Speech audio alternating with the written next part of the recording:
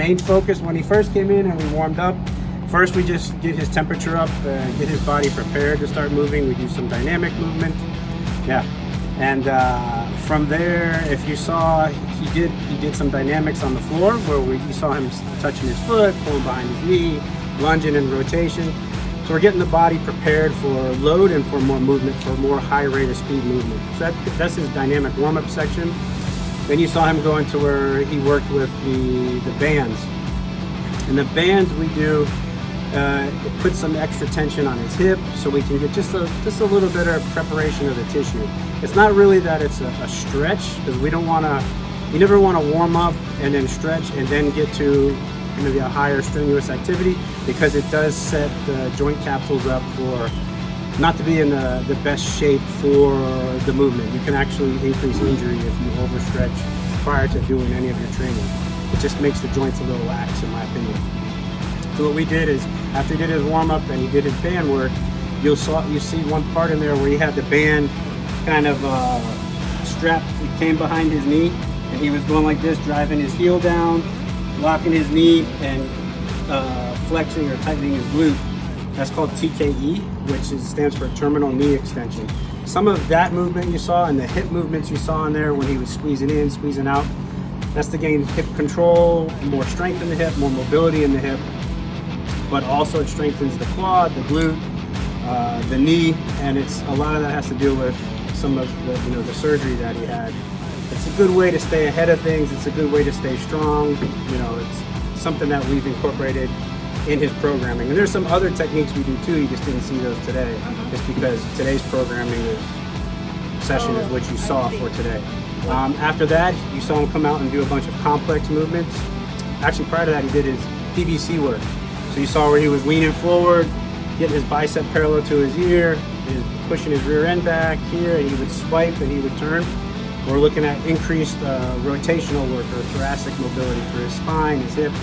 And it's a nice way to kind of open his chest up, loosen up the spine a little bit, and kind of just get the temperature up and get him prepared for then when you saw him do the dumbbells, where we did a complex movement you saw him do high pull, you saw him do a snatch movement, curl, RDL shrug, the pendulum squat where he would swing the dumbbells.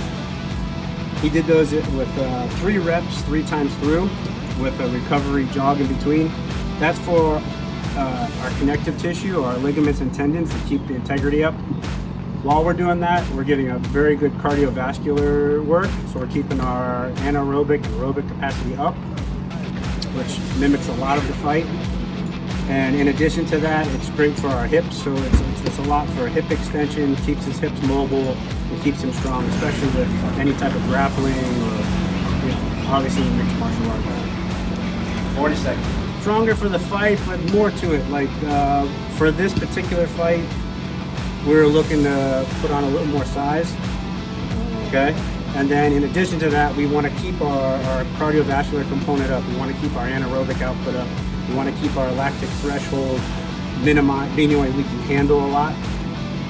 And that's the lactic threshold is the byproduct of movement or whatever movement you do. A lot of people say, oh, my arms feel blown up after grappling a couple rounds or whatever. That's a threshold for the athlete. What we try to do is push that up to where it's more tolerable for the athlete. So if you do feel some of that in the fight, you're more conditioned for it and you're going to push right through. Where you will see some fighters, they'll kind of get gassed or they'll get tanked during the fight and then they'll kind of shut down. And that's sometimes they're going a little too hard, too fast, and they're not maybe as fully conditioned for that. Skip it down, skip it back. Prepared, yeah. And the thing is, it's mixed martial arts. You got to prepare for everything, whether it's, as you know, striking, grappling, submission stuff, whatever it may be. You just have to have a full toolbox of weapons ready to go. And conditioning and preparation is part of it. The main thing is, because of the workload and the volume we do during the week for his fight camps, is you have to keep him fresh and you got to keep him strong. And the more fresh athlete that goes to the fight on fight night, they have the advantage.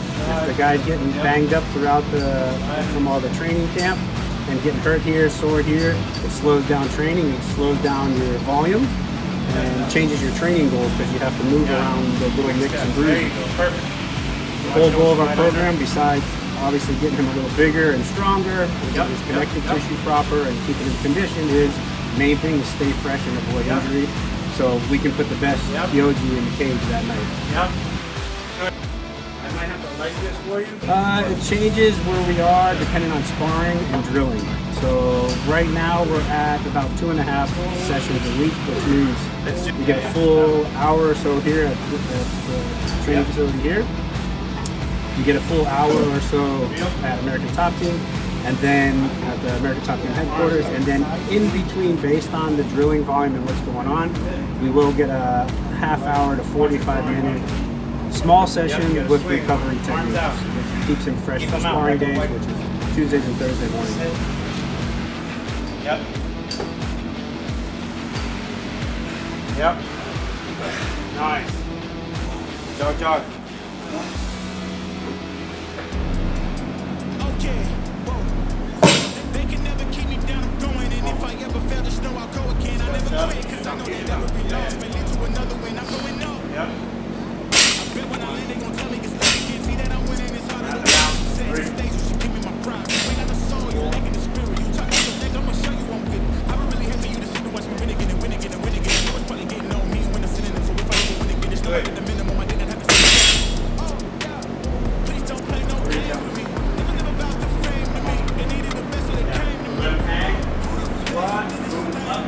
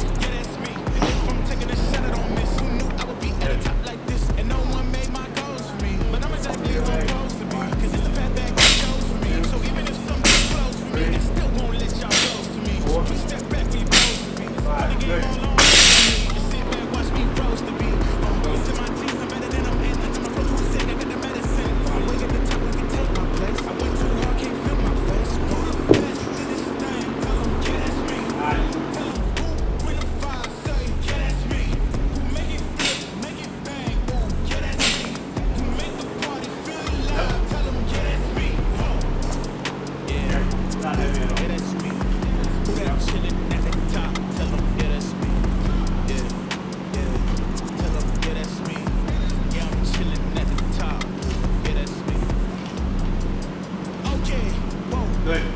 They can never keep me down, I'm going. And if I ever fail to snow, I'll go again. I never quit, cause I know that every win lost may lead to another win. I'm going up. I bet when I land, they gon' tell me it's lucky. Can't see that I'm winning, it's harder to watch. I'm setting the stage, you should give me my prize. You ain't got no soul, you lacking the spirit. You talk out your neck, I'ma show you I'm with it. I don't really hate for you to sit and watch me win again and win again and win again. I know it's probably getting on me when I'm sitting in. So if I ever win again, it's no at the minimum. I didn't have to sell my soul. Please don't play no games with me. It was never about the fame to me. They needed the best, so they came to me. Who the best in this thing? Tell them, yeah, that's me. Tell them, ooh, bring the fire, say, yeah, that's me. We make it bang, ooh, yeah, that's me. We make the party feel alive. Tell them, yeah, that's me. My girl so proud, they get boy when they get you. Yeah, that's me. When he did his recovery, he did a full he did a full physical therapy protocol for his surgery what he had. So once he did his full physical therapy program and he was graduated basically to return to sport or return to competition, then I picked up from there, and then we worked from there. But he had to get through that first because the surgeon oversees the corrections that they made and what was actually done to the knee for the ACL damage that he had. Yeah, we started working. Yeah, we did work prior, and then he had his injury or whatever. What happened? Had his surgery. That took some time. I forget how many weeks he was down or how many months. And then once he graduated from physical therapy, he then, then what they call return to play or return to sport. We then started working back together.